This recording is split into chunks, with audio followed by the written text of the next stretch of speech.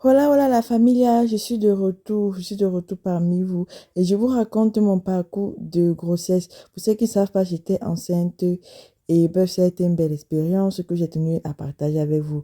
Là, j'ai commencé par le premier mois de grossesse et puis c'était le deuxième et c'était le troisième. Jusqu'à présent, je ne savais même pas que j'étais enceinte, donc je profitais de ma pleine vie.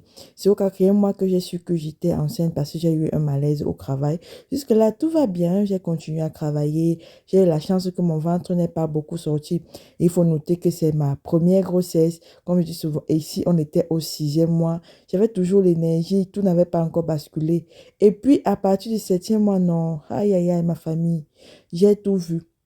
Quand je dis tout vu, c'est là où la grossesse a commencé à être très compliquée. Pour ceux qui ne savent pas, j'ai accouché à 8 mois, une semaine, parce que j'avais un haut niveau de... J'avais un risque de préclampsie.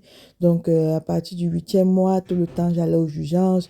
Je voyais les signaux bizarres et tout. Je me sentais pas du tout bien. Maman, quand on dit souvent que le symptôme qui m'a le plus fatigué pendant la grossesse, c'est l'histoire qu'on appelle l'acidité là. Je sais pas, on appelle ça en espagnol l'acidez. Maman, tu manges un peu comme ça, tu es rempli, tu es rassasié, tu as l'impression que ton estomac va éclater.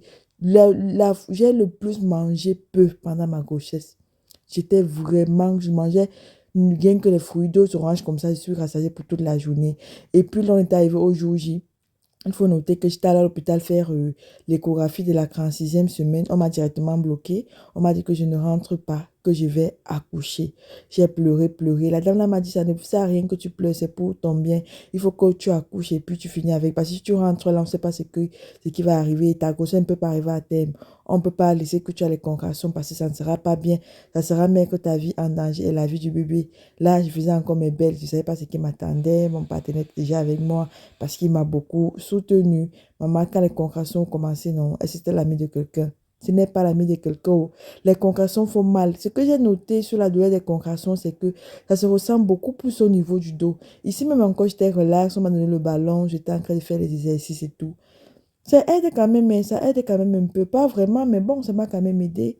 Je faisais les exercices et tout. Je faisais encore ma belle. Ah, je ne savais pas ce qui m'attendait. Et puis, qu'on m'a amené dans la salle d'accouchement. Hey! J'avais à pleurer tous les larmes de mon corps. Vous savez que l'accouchement provoqué n'est pas comme l'accouchement naturel. Pour atteindre le troisième doigt, le quatrième doigt, il fallait qu'on essaye de dilater le col. J'ai eu mal. Même quand on posait le premier remède dans le col là-bas, il dit que j'étais encore serrée comme jamais. La femme là me demande, mais tu as m'accoucher là, qu'est-ce que tu es serrée là? Qu'elle m'a dit ça, ça m'a encore traumatisée. Parce que moi, pendant les grossesses, j'ai vraiment pas aimé des rapports sexuels. Donc, j'ai pas eu de rapports sexuels. Je n'ai rien eu. Je me disais que, ah, ce qui va arriver, ça va arriver. Pardon, il faut me parler la grossesse, ça aide. Nous, on n'a pas mouru, on a confirmé les histoires là. Ça a vraiment fait mal. Et puis là, j'ai beaucoup prié. J'ai tout confié entre les mains de Dieu. Je vous dis, et je vous le réitère, ma petite famille à moi ici. Quand tu es en contraction, quand tu es en travail, même quand tu es pendant la grotte, quand tu enseignes, il faut prier 100 fois plus parce que ce n'est pas le jeu. Ta vie peut rester, la vie de l'enfant peut rester. Il dit que on m'a tellement bien traité. Je vous assure que pour un premier accouchement, ça m'a tellement fait du bien de me sentir traité ici. L'Europe est tellement différente de l'Afrique. Il faut noter que pour ceux qui ne me suivent pas, je n'ai même pas encore 2 ans ici. Et je vois comment la salle est propre, tout est propre, c'était tellement joli. Et j'aime, après la salle d'accouchement, on m'a mené dans la salle là où je vais rester avec l'enfant pendant 3 jours seul. Il n'y avait personne dans la salle, à part moi. C'était tellement beau. Tellement beau. Les sages-femmes tellement gentilles. Ça va, tu veux boire de l'eau, tu veux manger. Ceux qui disent encore, on ne mange pas dans l'accouchement. Moi, je buvais de l'eau, me donnait de l'eau, me donnait même le jus. J'étais tranquille. Parce que quand je poussais ma gorge se séchait, il fallait quelqu'un pour m'accompagner. Gloire à Dieu, tout s'est très très bien passé. J'ai dit excellemment bien passé. Et comme j'avais les risques de préclampsie, là, on venait me surveiller chaque 2 minutes pour voir comment va ma tension. Chaque 2 minutes. Voilà, et puis là, la princesse est arrivée. Quand tu vois, quand l'enfant sort, tu oublies la douleur, non. Je vais vraiment oublier la douleur. Là, voilà, qui était couchée là tranquillement sur moi. La go, elle cherchait même déjà le sein, hein, les réflexes, l'instinct. Ah là là, la plus belle photo de ma vie, c'est cette photo-ci. J'ai tellement aimé ce moment. Et puis là, on était dans la salle, dans une autre salle, quoi.